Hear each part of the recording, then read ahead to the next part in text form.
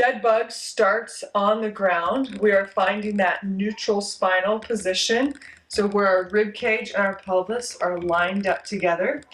For some of us, we may need to play with the angle of our rib cage. We may need to play with the angle of our pelvis. But ideally, rib cage, pelvis stacked just as if we were vertical, but now we're lying on the ground. Both hands, arms, legs in the air. And again, paying attention to that rib cage and pelvic alignment. We might have to bring the rib cage down a little bit. We want a lot of our spine touching the ground, so that's just something to be mindful of.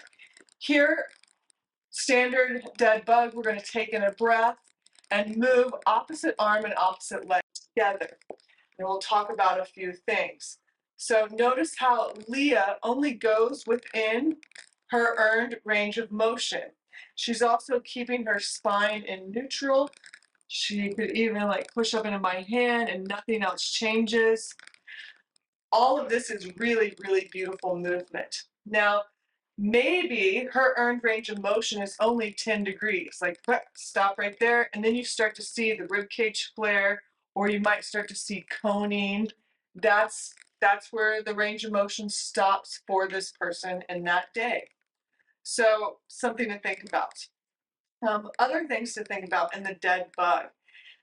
Only moving the arms, like keeping the legs super still. So the legs will like obviously kind of like stress the pelvic situation a lot more.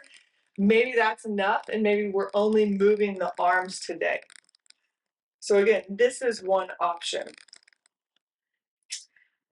Another option is just to move one appendage at a time.